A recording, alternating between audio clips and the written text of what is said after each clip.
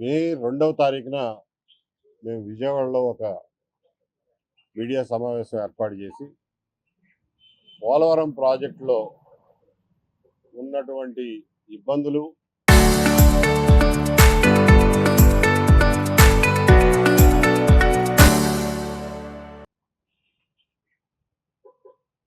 దాని నిర్మాణంలో మేము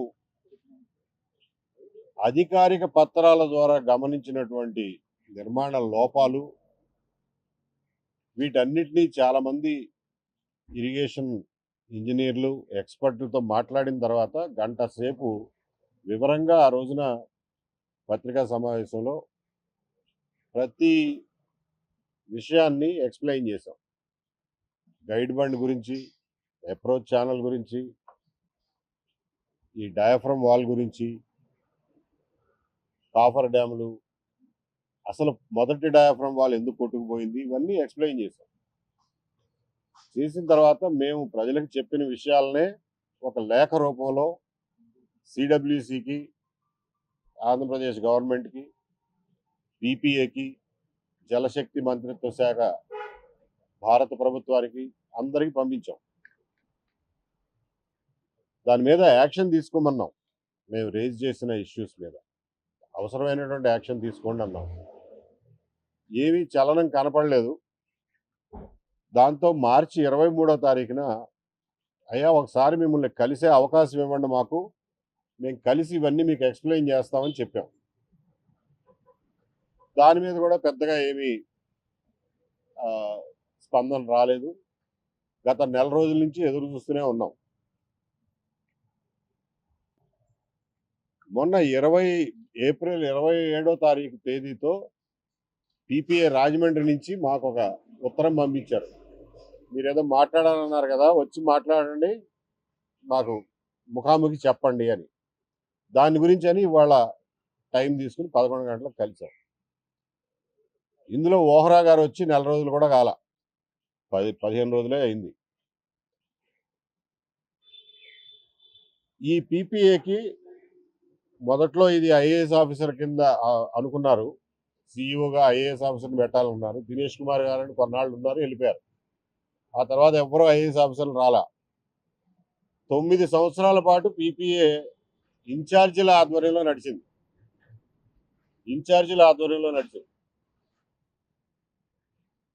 గత సంవత్సరం కిందట ఈ రూల్స్ మార్చి ఐఏఎస్ వాళ్ళు అక్కర్లేదు, టెక్నికల్ ఎక్స్పీరియన్స్ ఉన్నవాళ్ళైనా పనికొస్తారు అని చెప్పి రూల్ మార్చడం వల్ల ఈ సంజీవ్ ఓహ్రా గారిని, ఆయనకి ఈ ఫీల్డ్లో కొంత ఎక్స్పీరియన్స్ ఉంది, ఆయన్ని హిమాచల్ ప్రదేశ్ నుంచి తీసుకొచ్చి దీనికి వేశారు.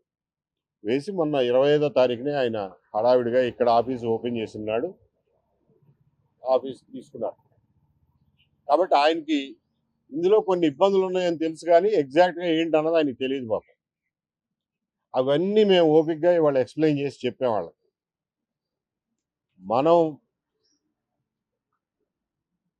అంటే పోలవరం ప్రాజెక్టు తరఫున గవర్నమెంట్ ఆఫ్ ఇండియా అంతర్జాతీయ నిపుణుల్ని, ప్యానల్ ఆఫ్ ఎక్స్పర్ట్స్ని ఏదైతే నియమించుకుందో 2024 జూన్లో, వాళ్ళు ఇచ్చిన రిపోర్టుల్లో ఉన్న సారాంశం మేము అవన్నీ చదివాం కాబట్టి, అర్థం చేసుకున్నాం కాబట్టి, ఇరిగేషన్ నిపుణులతో చర్చించి అందులో వాళ్ళు రాసిన ప్రతి మాటకి అర్థం తెలుసుకుని ఒక అవగాహనకు వచ్చి మా అవగాహన ఆయనతో పంచుకున్నాం. ఇవాళ ఓవరాల్గా చూస్తే ఓహ్రా గారికి క్వాలిటీ విషయంలో ఖచ్చితంగా ఉండాలనే ఆలోచన అయితే ఉంది, కానీ ఇందులో ఎంత లోతుపాతులు ఎంత ఉన్నాయో ఆయనకి ఇప్పుడు దాకా అవగాహన లేదు. కొంత ఉంది, పూర్తి అవగాహన లేదు. మాకు తెలిసినవన్నీ మేము చెప్పాం, ఆయన నోట్ చేసుకున్నారు. లేదండి, మాకు కూడా ఇది ప్రెస్టీజియస్ ప్రాజెక్టు, మేము క్వాలిటీ విషయంలో పొరపాటు జరగకుండా చేస్తామని చెప్పి, మాకైతే ఆయన ఇంటెన్షన్ మీద, ఆయన ఉద్దేశాల మీద నమ్మకం ఉంది. కాకపోతే ఇందులో ఒక చిన్న ప్రాబ్లం ఏంటంటే, ఈయన మాట ఎంతవరకు సాగుతుందో మనకు తెలియదు. ఒక పక్కన ఉన్నదేమో హేమాహేమీలు, కాంట్రాక్టర్లు, పెద్ద వాళ్ళు ఉన్నారు. కాబట్టి ఈయన మాట ఎంతవరకు సాగనిస్తారో తెలియదు. మేము ఖచ్చితంగా ఒకటి చెప్పేది ఏంటంటే, ఈ మధ్యన కాళేశ్వరం ప్రాజెక్టు దెబ్బతిన్న తర్వాత దెబ్బతిని కూడా ఇప్పుడు దాదాపు 2 ఏళ్ళు దాటిపోయి 23 అక్టోబర్లో దెబ్బతిన్నట్టుగా గమనించారు. రాజకీయాల్లోకి పోతే ప్రాజెక్టులు ఒకళ్ళనొకళ్ళు వేలెత్తి చూపించుకోవడం తప్ప అసలు కారణం ఏంటనేది తెలుసుకోవడం చాలా కష్టం. ఎందుకంటే అదంతా టెక్నికల్ విషయాలు ఉంటాయి. తెలిసి తెలవనోడు ప్రతివాడు వచ్చి యూట్యూబ్‌ల్లోను కెమెరాల ముందు ఇష్టం వచ్చినట్టు మాట్లాడటంతో ప్రజలు కన్‌ఫ్యూజ్ అయిపోతారు. కాళేశ్వరం విషయంలో మేము అన్నిటికంటే ప్రామాణికమైనది ఏదంటే NDSA national dam safety authority వాళ్ళ రిపోర్ట్ చదివాం. పీసీ ఘోష్ కమిషన్ నియమిస్తే ఆయన ఒక రిపోర్ట్ ఇచ్చాడు. ఆ రిపోర్ట్ మీద యాక్షన్ తీసుకోమని సిబిఐ ఎంక్వైరీకి తెలంగాణ అసెంబ్లీ రెజల్యూషన్ పాస్ చేసింది, సిబిఐకి ఇచ్చింది. వాళ్ళేం పని మొదలెట్లా. పీసీ ఘోష్ కమిటీ చట్టవిరుద్ధం అని చెప్పి హైకోర్టుకు పోయారు. దాని మీద కొన్ని తీర్పులు వచ్చినాయి. అవన్నీ రాజకీయాలు పక్కన పెట్టండి. ఎన్‌డీఎస్ఏ ఇచ్చింది ప్రామాణికం, అది టెక్నికల్గా సౌండ్ ఫైనల్. అది చదివితే మాకు అర్థమైంది ఏంటంటే వాళ్ళు ఏం చెప్పారంటే అందులో మేడిగడ్డ ప్రాజెక్టు ఫెయిల్ అవడానికి దాని పైన ఉన్నటువంటి సుందిళ్ళ అన్నారం ప్రాజెక్టులు కూడా అదే పరిస్థితిని ఎదుర్కోవడానికి కారణం ఏంటంటే డిజైన్లో కొన్ని లోపాలు. ప్రాక్టికల్గా ఏం జరుగుతుందో తెలియకుండా ఓన్లీ ఏదో టెక్స్ట్ బుక్లో చేసినట్టుగా డిజైన్ చేస్తే గోదావరికి ఉన్న అప్పుడప్పుడు అది చూపించే మహోగ్ర రూపానికి టెక్స్ట్ బుక్లు ఆగవు. ప్రాక్టికల్గా చూడాలి దాని ప్రమాదం. అది చేయలేదన్నాడు. తర్వాత కట్టేటప్పుడు నిర్మాణంలో లోపాలు జరిగినాయి అన్నాడు. సరిగ్గా కట్టలేదు, కాంక్రీట్ పోసేటప్పుడు అప్పుడు సరిగ్గా చూసుకోలేదు అన్నాడు. క్వాలిటీ కంట్రోల్ సరిగ్గా లేదు అన్నాడు. క్వాలిటీ అష్యూరెన్స్ సరిగ్గా లేదు అన్నాడు. అంటే అసలు క్వాలిటీ ఎలా ఉండాలో అని ప్రమాణాలని నిర్ధారించేది క్వాలిటీ అష్యూరెన్స్. ఆ ప్రమాణాల ప్రకారం కట్టాడా లేదా అని చూసుకునేది క్వాలిటీ కంట్రోల్. రెండిట్లోనూ ఫెయిల్ అయ్యారన్నాడు. కాబట్టి ఇవాళ మేడిగడ్డని దాన్ని మళ్ళా రిపేర్ చేయొచ్చా, అసలు తీసేసి మళ్ళీ కట్టాలా, అవన్నీ తర్వాత వేరే విషయాలు. ఫెయిల్యూర్ కారణాలు ఎన్‌డీఎస్ఏ చెప్పింది అది. మా భయం ఏంటంటే ఎన్‌డీఎస్ఏ మేడిగడ్డ ఫెయిల్యూర్ చూపించిన కారణాల్లో చాలా కారణాలు పోలవరం విషయంలో కూడా పునరావృతం అవుతున్నాయి. కొన్ని డిజైన్ లోపాలు కనిపిస్తున్నాయి, కొన్ని నిర్మాణంలో లోపాలు కనిపిస్తున్నాయి, కన్స్ట్రక్షన్ ప్రాక్టీసెస్లో లోపాలు కనిపిస్తున్నాయి. ఇంకొకటి కాళేశ్వరం విషయంలో ఏమన్నాడంటే, అరే మీకు ఇక్కడ తప్పు జరిగిందని తెలిసి, మీ కళ్ళ ముందు తెలిసి కూడా మీరు నివారణ చర్యలు చేపట్టలేదు అన్నాడు. దానివల్ల ఇంకా ఎక్కువ జరిగింది అన్నాడు. మీకు గుర్తుంటే 2019లో మేడిగడ్డ ప్రాజెక్టు, కాళేశ్వరం ప్రాజెక్టు అబ్బో అట్టహాసంగా అయిపోయింది అని చెప్పి కొబ్బరికాయ కొట్టారు. కొబ్బరికాయ కొట్టిన తర్వాత వచ్చిన మొదటి వరదలోనే డౌన్ స్ట్రీమ్ లో ఆ మేడిగడ్డ బ్యారేజ్ దిగువన బుడగలు, సుడులు అంటారు చూడండి, మనం సుడులు అంటాం, నీళ్ళు ఎట తిరుగుతూ ఉంటాయి, కింద నుంచి బుడగలు వస్తున్నాయి. దాన్ని బ్లీడింగ్ అంటారు, బాయిలింగ్ అంటారు, వాటర్ బాయిలింగ్ అంటారు, వస్తున్నాయి.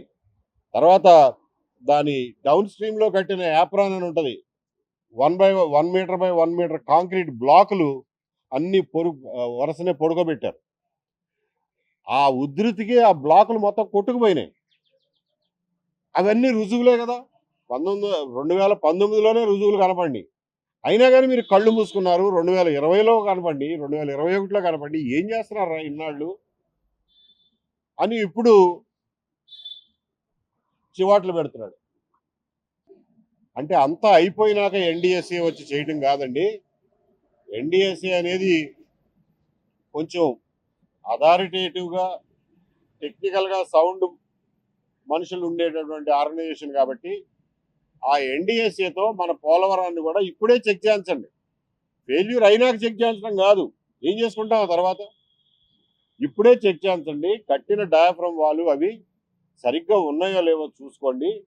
డయాఫ్రమ్ వాల్ కరెక్ట్ గానే ఉంది, పర్ఫెక్ట్, దీని మీద మనం ముందుకు పోవచ్చు అని వాళ్ళు సర్టిఫై చేస్తే తర్వాత దాని మీద డ్యామ్ కడదాం. తర్వాత మట్టి పోసి రాళ్ళు వేసి పైన డ్యామ్ కడతాం, కడతాం. అది చేయకుండా మనం డ్యామ్ కట్టేస్తే, లోపల ఏముందో తెలియకుండా డ్యామ్ కట్టేస్తే రేపు పొద్దున ఏం చేయలేము. దాన్ని ఏమన్నా రిపేర్ చేయాలన్నా పైన ఉన్నది మొత్తం తీయాలి. కాబట్టి ముందు ఆ పని చేయండి అని రిక్వెస్ట్ చేస్తున్నాం. అక్కడ అయితే ఇక్కడ అవ్వాలని ఏముందా అని మీరు అడగొచ్చు. గైడ్ బండ్ విషయంలో మనం ఆల్రెడీ ఒకసారి ఫెయిల్ అయ్యాం. వీళ్ళే డిజైన్ చేశారు, సిడబ్ల్యూసి ఇచ్చిన డిజైనే. మన గవర్నమెంట్ ఆఫ్ ఆంధ్రప్రదేశ్ జలవనరుల శాఖ ఇచ్చినటువంటి గ్రౌండ్ రిపోర్ట్, అంటే నేల ఎట్లుంది, అందులో ఇసుక ఎంత ఉంది, మట్టి ఎంత ఉంది, ఎన్ని పొరల్లో ఇసుక ఉంది, ఎన్ని పొరల్లో మట్టి ఉంది, ఎంత మందాన ఉంది, అదంతా గ్రౌండ్ డేటా ఇచ్చింది మనం. దాన్ని బేస్ చేసుకుని సిడబ్ల్యూసి వాడు డిజైన్ ఇచ్చాడు. వాళ్ళు ఇచ్చిన డిజైన్ ప్రకారం కట్టామంటారు మెగా ఇంజనీరింగ్. మొత్తానికి గైడ్ బండ్ పాడైంది. ఇప్పుడు ఎవరు కారణం దీనికి అని అడిగితే ఒకళ్ళు సమాధానం చెప్పట్లేదు, ఒకళ్ళకొకళ్ళు వేలు చూపించుకుంటున్నారు. ఇది రేపొద్దున జరగకూడదు కదా పోలవరం విషయంలో. అందుకని ఒక సింగిల్ ఏజెన్సీతో మీరు దాని క్వాలిటీ మేము బల్లగుద్ది చెబుతున్నాం, దీనికి ఏం డోకా లేదు అని చెప్పి చెప్పించండి, దానిపైన కట్టుకుంటా పోండి. 4 నెలలు ఒక సీజన్ లేట్ అయినా పర్వాలేదు. పుష్కరాలకి వచ్చేవాళ్ళు పోలవరం పోరు. పుష్కరాలకి పోలవరంకి ఏం సంబంధం లేదు. పుష్కరాలే, పోలవరమే. పుష్కరాలు ప్రతి 12 సంవత్సరాలకి ఒకసారి వస్తాయి. పోలవరం మళ్ళీ రాదు, ఒక్కసారే కట్టగలం. దానికి ఏమాత్రం 5 పైసలు అనుమానం ఉన్నా కానీ ఆ అనుమానం తీర్చుకుని ముందుకెళ్లాల్సిన అవసరం ఉంది పోలవరం విషయంలో. ఎందుకంటే ఆ ప్రాజెక్టు యొక్క ఇంపార్టెన్స్ అట్లాంటిది, ప్రాముఖ్యత అట్లాంటిది మన స్టేట్కి. రెండోది, గోదావరి తల్లి పరిమాణం అట్లాంటిది. మొత్తం ఇండియా మొత్తం మీద హిమాలయ నదులు కాని నదుల్లో అత్యంత పెద్ద నది గోదావరి. ఇన్ఫ్యాక్ట్ కాళేశ్వరం కట్టింది ప్రాణహిత మీద. ప్రాణహితల మీద ఇంత నీళ్లు రావు. యాక్చువల్గా మనకి శబరి కలిసిన తర్వాతే నీళ్లు పెరిగేది కోనవరం దగ్గర. సో మొత్తం గోదావరి విశ్వరూపం అంతా పోలవరం దగ్గర చూపిస్తుంది. కాబట్టి ఇక్కడ అస్సలు రిస్క్ తీసుకోవడానికి వీలు లేదు మహాప్రభు. అందులో కింద ఏమో ఇసుక, అక్కడక్కడ మట్టి పొరలు ఉన్నాయి. కాబట్టి చాలా జాగ్రత్తగా ఉండాలి. ఇది కాంప్లెక్స్ డిజైను. చిన్న ఇంజనీర్లు లేకపోతే పొద్దుపోని పొలిటీషియన్స్తో అయ్యే పని కాదు. అది చాలా ఎక్స్పర్టైజ్ కావాలి, ఇంటర్నేషనల్ హెల్ప్ కావాలి. తీసుకోండి, ఎంత టైం కావాలని అంత తీసుకోండి, కానీ కట్టేది పక్కాగా కట్టండి అని చెప్తున్నాం. దాని గురించే మా తపనంతా, అంతే తప్ప ప్రాజెక్ట్ని డిలే చేయాలని మాకు ఎందుకు ఉంటుంది? ఈ మట్టిలో పుట్టిన వాళ్ళం మాకు ఎందుకు ఉంటుంది ప్రాజెక్ట్ డిలే చేయాలని? వీళ్ళని తొందరగా కట్టాలనే ఉంటుంది. కానీ క్వాలిటీ విషయంలో మాత్రం లేట్ అయినా పర్వాలేదు, కానీ ముందు క్వాలిటీ చూసుకోండి అనే ప్రయారిటీ మా దృష్టిలో ఉంది. ప్రజలు కూడా దీన్ని మాతో ఏకీభవిస్తారని మేము అనుకుంటున్నాం. కాబట్టి ఈ విషయంలో ఇవాళ జరిగింది మేము పీపీఏకి చెప్పింది ప్రజలతో పంచుకోవడం కోసం మీ ద్వారా తెలియజేస్తున్నాం. Thank you very much Rajahmundry ప్రెస్కి వన్స్ అగైన్. కట్టారు, మొట్టమొదటి కట్టిన డయాఫ్రమ్ వాళ్ళు 250 కోట్లు అయితే ఇప్పుడు కట్టే డయాఫ్రమ్ వాళ్ళు 900 కోట్లు అయింది. రేట్లు పెరిగిపోయినాయి. అయినా సరే క్వాలిటీలో మనకి ఫస్ట్ డయాఫ్రమ్ వాళ్ళు కట్టినప్పుడు మరి క్వాలిటీ ఎవరో వేలెత్తి చూపించలా. మరి కట్టినప్పుడు అంత బాగా కట్టారో లేకపోతే మరి అప్పుడు ఎవరో దాన్ని పాయింట్అవుట్ చేయలేదో తెలియదు. కానీ ఈసారి మాత్రం డయాఫ్రమ్ వాళ్ళలో ఇబ్బందులు ఉన్నాయని ఇంటర్నేషనల్ ఎక్స్పర్ట్లు, మనం నియమించుకున్న వాళ్ళవే, అంటే ఢిల్లీ వాళ్ళు నియమించుకున్న ఇంటర్నేషనల్ ఎక్స్పర్ట్లు చెప్తున్నారు. కాబట్టి ఆ అనుమానాలు తీర్చుకోండి అని చెప్పి చెప్తున్నాం. మేము వాళ్ళకి చెప్పాము, వాళ్ళకు కూడా చెప్పాము, బాబు పోలవరం సేఫ్టీ గురించి కాంప్రమైజ్ అవ్వడానికి సిద్ధంగా లేవు. కాబట్టి దీని గురించి ఎక్కడ దాకైనా పోతాము. మేము ఒక పబ్లిక్ ఇంట్రెస్ట్ లిటిగేషన్ వేద్దామనే ఆలోచనలోనే ఉన్నాము. ఈ లోపల వీళ్ళు పిలిచారు, వీళ్ళకి చెప్పాల్సింది వీళ్ళకి చెప్పాము. మేము వాళ్ళకు కూడా చెప్పింది ఏంటంటే, మేము పబ్లిక్ ఇంట్రెస్ట్ లిటిగేషన్ వేస్తే మీరేదో మీకు వ్యతిరేకంగా వేసామని చెప్పి పర్సనల్గా తీసుకోమాకండి. మీకు కోర్టు ద్వారా చెప్పిస్తే మీ చేతులు కూడా బలపడతాయి. లేకపోతే మిమ్మల్ని దబాయించే వాళ్ళకి మీరు సమాధానం చెప్పుకోవడానికన్నా ఉంటుంది అని చెప్పాము. సో ఆ విషయంలో మేము పబ్లిక్ ఇంట్రెస్ట్ లిటిగేషన్ కూడా పోవడానికి ఆ, తయారు చేసుకుంటున్నాం కాగితాలు. లేదు లేదు. కాళేశ్వరంని మనం ఒక ప్రమాదక సూచికగా తీసుకోవాలి తప్ప సుమమాని పోలవరం కట్టుకుంటూ కాళేశ్వరాన్ని తలుచుకోవాల్సిన అవసరం లేదు. ప్రధానికి ముందు చూడలేదు కాబట్టి ఇప్పుడు చూడండి అంటున్నాం. ప్లస్ ఇప్పుడు జరుగుతున్న కాళేశ్వరం పోలవరం కదా, అది డబ్బుల గురించి కూడా కాదు, కన్స్ట్రక్షన్ క్యాపబిలిటీలో తేడా ఉండొచ్చు. అంతకుముందు ఏమైందంటే బావర్ వాళ్ళు జర్మనీ కంపెనీ వాళ్ళే కాంక్రీట్ని వాళ్ళే తయారు చేసుకుని వాళ్ళే మిక్స్ చేసుకుని వాళ్ళే పోసేవాళ్ళు ఫస్ట్ డయాఫ్రమ్ వాల్లో. ఈ డయాఫ్రమ్ వాళ్ళకి వచ్చేసరికి ఏమైందంటే నువ్వు ఊరికే తవ్వు, నేను కాంక్రీట్ ఇస్తానని చెప్పి మెగా ఇంజనీరింగ్ వాళ్ళు కాంక్రీట్ కూడా వాళ్ళే తీసేసుకున్నారు. మరి వీళ్ళు ఇచ్చిన కాంక్రీట్లో తేడా ఉందో వాళ్ళు పోయడంలో మరి తేడా ఉందో మనకు తెలియదు, కానీ పోసిందైతే అప్పుడు వాళ్ళే ఇప్పుడు వాళ్ళే. పోసింది వాళ్ళే కానీ కాంక్రీట్ లో తేడా ఉందని బావర్ చెప్పింది. కాంక్రీట్ లో తేడా ఉండటం వల్ల మరి ఆ క్వాలిటీ మెయింటైన్ చేయకపోవడం వల్ల ఈ బ్లీడింగ్ ప్రాబ్లం వచ్చి ఉండొచ్చు. సో మీరు అప్పటికి ఇప్పటికి తేడా ఏంటంటే చెప్తున్నాం. ఈరోజు సెంటర్ ఫర్ లిబర్టీ తరఫున Polavaram project authority CEO Sanjeev Vora గారిని కలవటం జరిగింది. ఏవి వెంకటేశ్వర గారు నేను కలిసాం. పోలవరం మీద మాకున్న అనుమానాలు, ఆందోళనలు, దాంట్లో ఉన్న ఇంజనీరింగ్ సమస్యలు ఆయన ముందుకు తీసుకొచ్చాం. ఈరోజు ప్రధానంగా ఆయన కలవటానికి కారణం తెలంగాణలో మీ అందరికీ తెలిసిందే 1,50,000 కోట్ల రూపాయలతో కాళేశ్వరం ప్రాజెక్ట్ కట్టి అది ఈరోజు మూలబడ్డ పరిస్థితి. పోలవరం ఆంధ్రప్రదేశ్ జీవనాడి. ఈ ప్రాజెక్టు మొదటి డయాఫ్రామ్ వాల్ ఇప్పటికే ధ్వంసమైంది.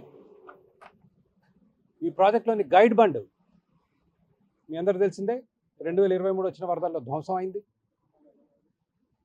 ధ్వంసమైన డయాఫ్రామ్ వాల్ రెండోసారి కడుతున్నారు. ఈ డయాఫ్రామ్ వాల్ రెండోసారి కట్టే దాంట్లో కూడా చాలా లోటుపాట్లు ఉన్నాయి. ఇది అంతర్జాతీయ నిపుణులు, అమెరికా నుంచి కెనడా నుంచి వచ్చిన వాళ్ళ పిఓఈ ప్యానెల్ ఆఫ్ ఎక్స్పర్ట్స్ రాసిన నివేదికలు, సిడబ్ల్యూసి నివేదికలు, ఇవన్నీ ఆయన ముందుంచడం జరిగింది. ఫోటోలతో సహా డయాఫ్రామ్ వాళ్ళ లోపాలను ఆయన ముందుంచాం. మా ఆందోళన ఆయన తెలియజేశాం. Polavaram project downstream diaphragm wall Godavari నది, ఉధృతమైన గోదావరి నదిని అడ్డుకట్టగా నిలబడేది. అదే బలహీనంగా ఉంటే దాని కింద ఉండే లక్షలాది ప్రజల సేఫ్టీకి సంబంధించిన విషయం. ప్లస్ పోలవరం ప్రాజెక్టులో ఇందాక చెప్పినట్లు మొదటి డయాఫ్రామ్ వాల్, ప్రస్తుతం ఉన్న గైడ్ బండ్ ఇప్పటికే ధ్వంసం అయ్యాయి. దీంట్లో చాలా సమస్యలు ఉన్నాయి. అది ఆయన ముందుకు తీసుకెళ్ళాం. ఆయన సానుకూలంగా స్పందించారు. ఆయన ఈ మధ్య పీపీఎస్ సిఇఓగా వచ్చారు కాబట్టి ఆయనకు కొంత సమయం పడుతుంది విషయం అవగాహన చేసుకోవడానికి. దాని కొన్ని పరిష్కారాలు మేము ఆయనకు సూచించడం జరిగింది.